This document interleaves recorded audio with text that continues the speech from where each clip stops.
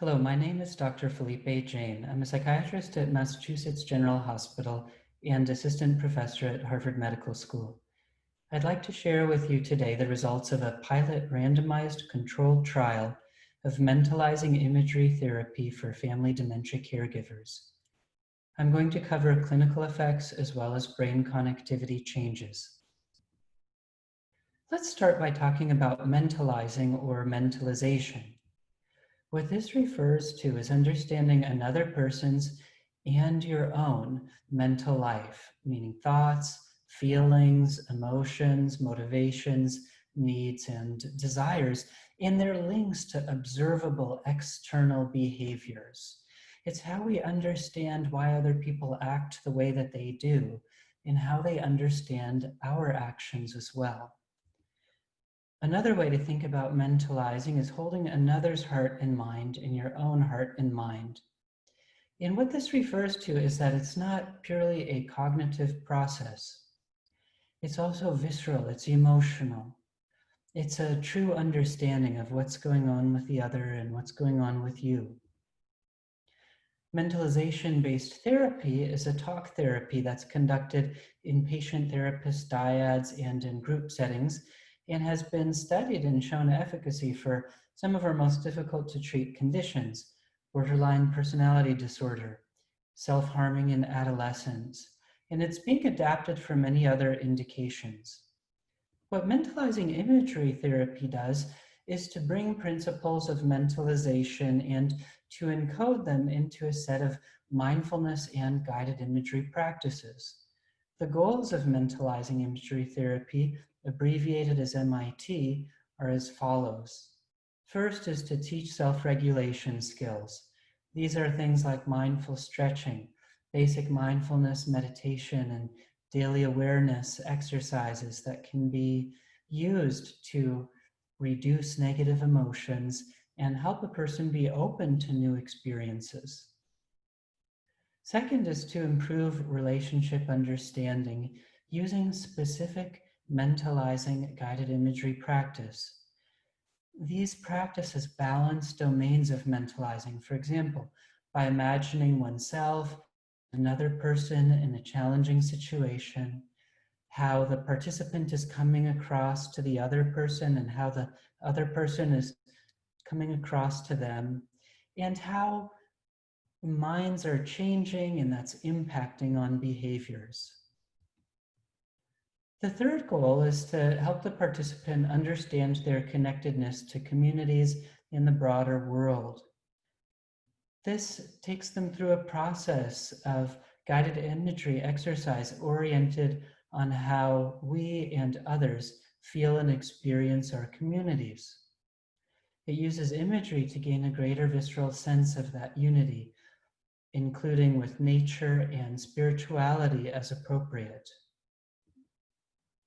The theory and a case series of mentalizing imagery therapy were published earlier this year in the journal Mindfulness in the second generation mindfulness-based therapies special edition. Here's the structure of the randomized controlled trial we performed. Participants had to be the primary family dementia caregiver. What this means is that they were the person most responsible in the family for attending to their loved one's needs. Whether or not the loved one lived at home with them or perhaps lived in an assisted living facility or a nursing facility, they were the person in the family managing the ship. Why dementia caregivers? Well, they're suffering from a tremendous amount of chronic relational stress that predisposes them to higher levels of depression and anxiety, as well as physical complications such as immune system dysfunction, cardiovascular complications, and possibly even early mortality and accelerated cognitive decline. It's an extremely stressful life situation. Participants also had to be at least 40 years of age, as most caregivers are. Exclusion criteria included suffering with a primary psychiatric disorder other than unipolar depression, having unstable medical illness, ideas of harming the relative with dementia, or engaging in meditation practice more than twice per week. Of 206 calls we yielded from prospective participants, 53 consented for the trial. Of these, 46 were randomized, 24 to MIT and 22 to the support group, and there was one dropout in the support group. Our outcome measures included the following. Our primary outcome was the quick inventory of depression symptoms, self-report, or QIDS. This is a validated measure of clinical depression symptoms. Secondary outcomes included psychological symptoms, such as the gold standard clinician-rated Hamilton Depression Rating Scale, trait anxiety, perceived stress, and positive psychological traits were measured, including mindfulness, self-compassion, and overall mental well-being.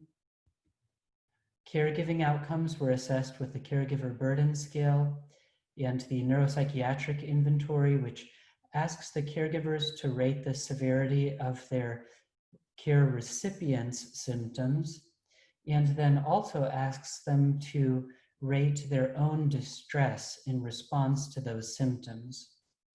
And so we calculated the severity of the loved one's symptoms to see if those changed, and also calculated the ratio of distress, caregiver distress, to patient severity. And then finally, we looked at expectancy measures, including the logic of therapy, credibility of the therapy, and willingness to recommend it to others. As far as mechanistic outcomes go, we studied brain connectivity changes using functional magnetic resonance imaging. In a subset of 28 of the caregivers who did not have contraindications to the MRI environment. We scanned on a Siemens Prisma 3T as caregivers lay at rest. They were instructed to look at a fixation cross for 8 minutes. The cross was projected inside the scanner bore. The trial flow for the study was as follows. At baseline, caregivers were screened and consented. They completed questionnaires, and those who were eligible also completed neuroimaging. They were then randomly assigned to 4 weeks of the Mentalizing Imagery therapy group or the support group, and prior to each group beginning, they completed the QIDS self-assessment. At post-group follow-up, they completed questionnaires and neuroimaging once again, and this occurred within 1 to 2 weeks of the group ending.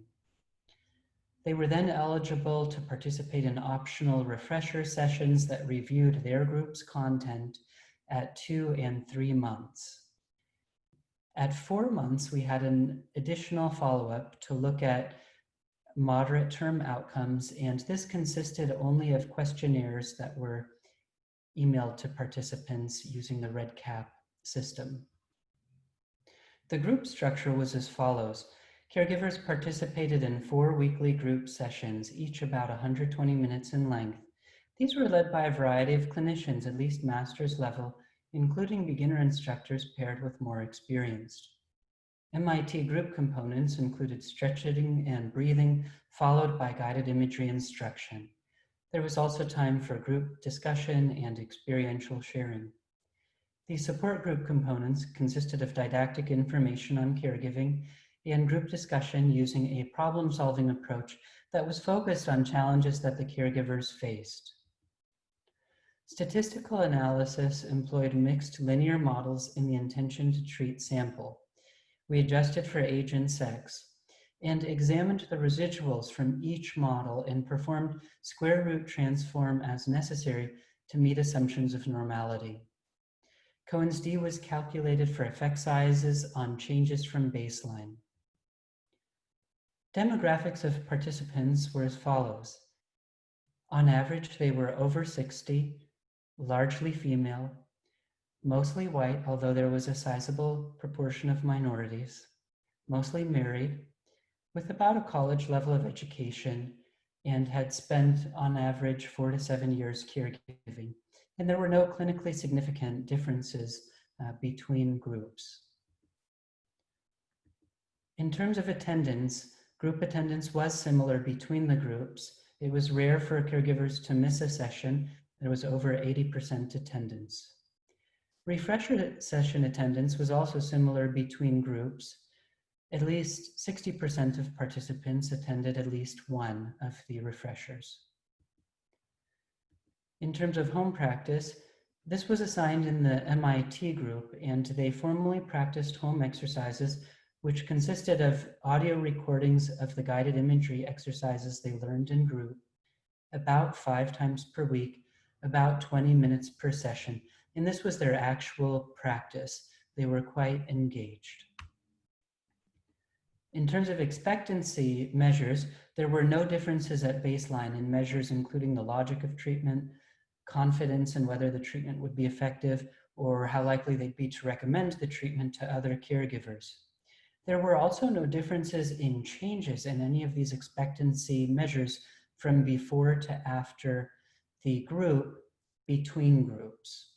Both groups showed some evidence of increases in expectancy, which was a good thing, but there were no differences between the groups.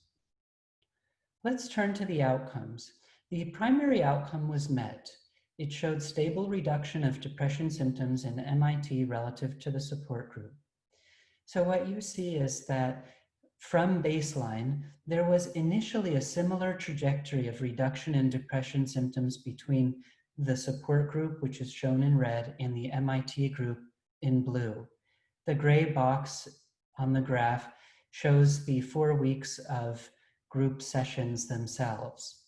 Then PG stands for the post-group assessment, and by that time, participants in the support group already showed evidence of rebound of depression symptoms, whereas MIT did not show such a rebound effect. And at 4 months, MIT continued to do well, whereas the support group continued to show signs of a rebound in their depression symptoms, and this was highly significant. Turning to secondary symptom outcomes. To orient you to the bar graphs, the first set of bars show MIT, red for the change from baseline to post group, and blue for the change from baseline to 4 month. The second set of bars represent the support group. You can see that there were large effect sizes for reductions in depression symptoms in clinician-rated depression. There were also large reductions in perceived stress in MIT relative to support, and moderate reductions in anxiety in MIT relative to support. Not that support was bad, support was good. It was helpful, it was beneficial, but on all 3 measures, performed the support group. In terms of positive psychological traits, there was evidence that MIT increased mindfulness and well-being with exercises relative to support, and also increased self-compassion with a small effect size relative to support. Again, support was helpful, it was beneficial. Caregivers liked it, but it just didn't do as well as the MIT intervention. In terms of caregiver outcomes, what we observed were that caregiver burden reduced similarly in both groups. There were no statistical differences between groups. Participants' loved ones with dementia, their severity of symptoms did not decrease differentially between groups either.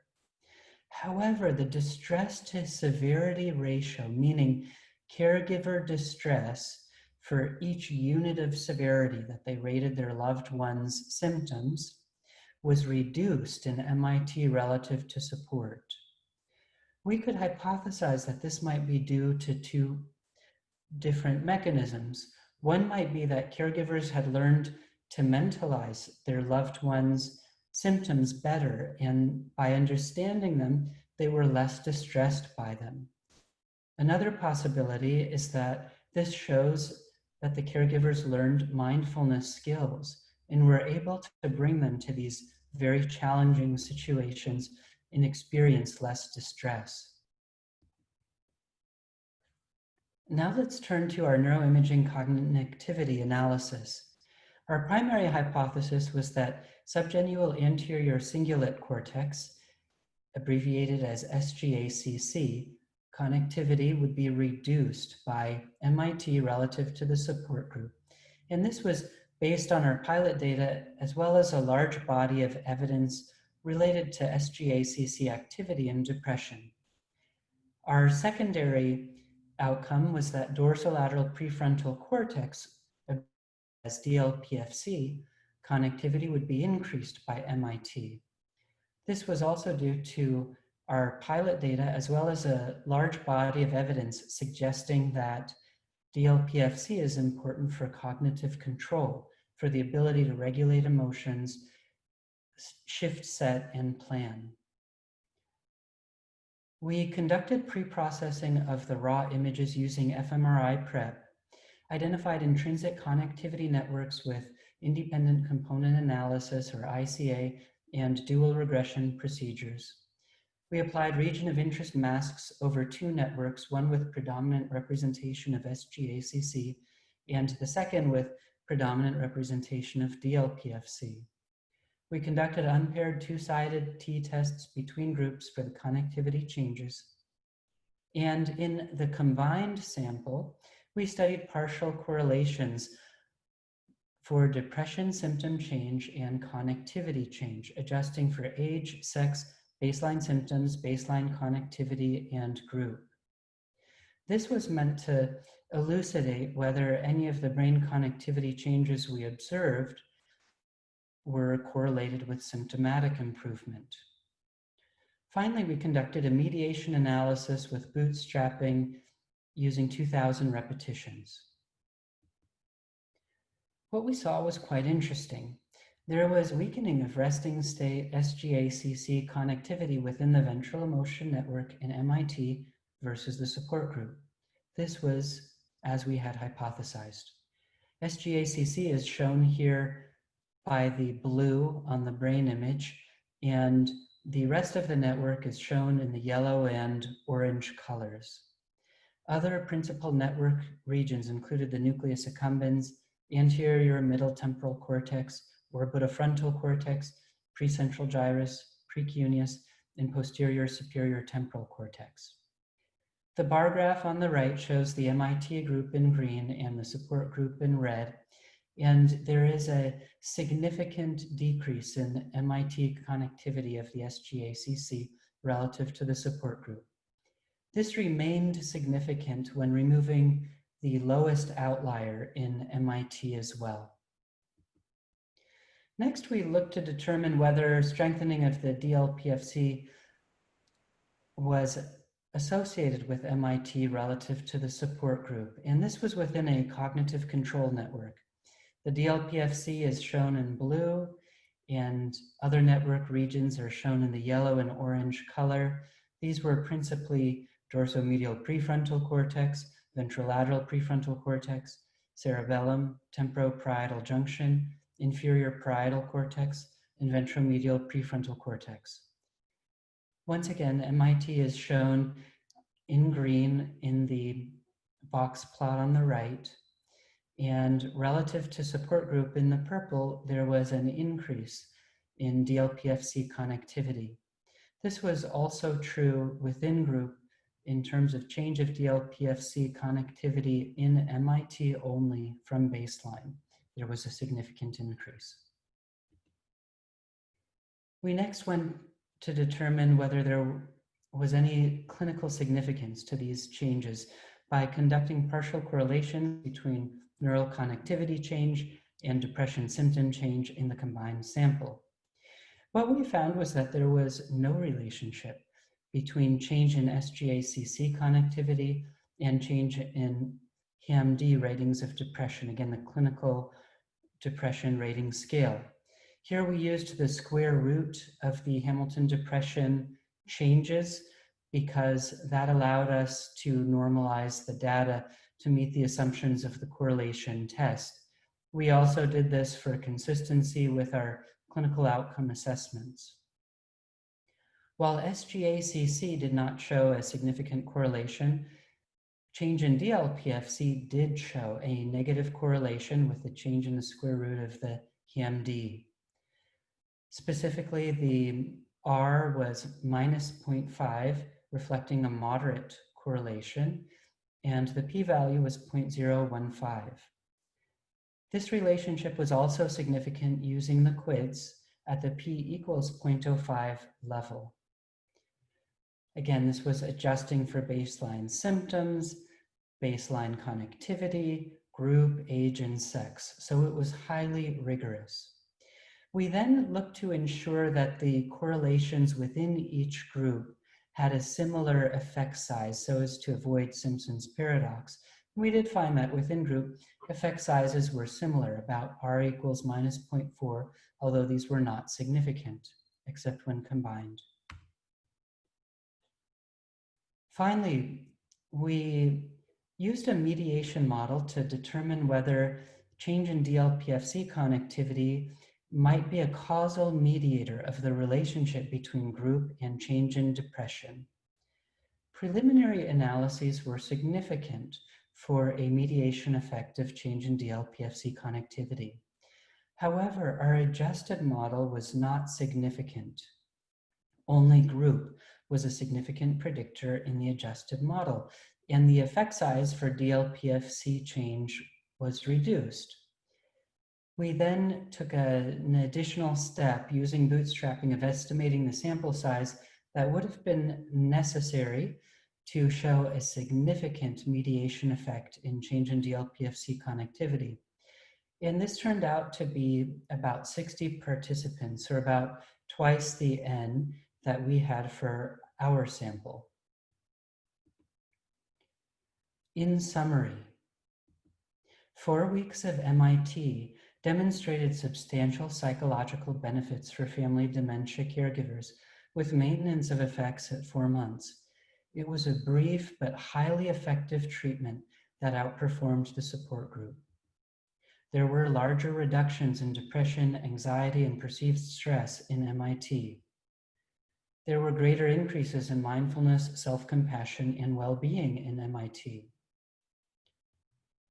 There were relative reductions in SGA-CC connectivity in MIT, and significant increases in DLPFC connectivity in MIT, showing that brain changes were more substantial. DLPFC connectivity change might be a general mechanism of improvement across groups that MIT engaged with greater strength. This should be a further area of investigation. Future research of MIT should be conducted in larger clinical and mechanistic trials for caregivers, and also those with relational stress.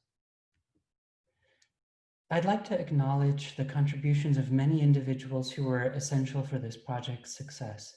At the University of California, San Francisco, Drs. Tony Young, Colm Connolly, Stefana Morgan, and Joseph Zamaria. Nora Huey, our research assistants, Rihanna Schaefer, Alexandra Morford, Francis Young, Abu Sikter, Sharisa Husseini, and Aaron Hubbard. At the Massachusetts General Hospital Depression Clinical and Research Program, the contributions of Taquisha Dean, Richard Bernard, and Ashley Mayer. Within the Harvard Catalyst Statistical Consulting Group, the essential contributions of Dr. Jonathan Dreyfus. Funding for this project was provided by the National Institute on Aging, a Jerome and Celia Reich Award in Depression Research, as well as the Harvard Clinical and Translational Science Center. If you'd like more information, feel free to email me, felipe.jane@mgh.harvard.edu, or find me on Twitter @FelipeJaneMD. Thank you very much for your attention.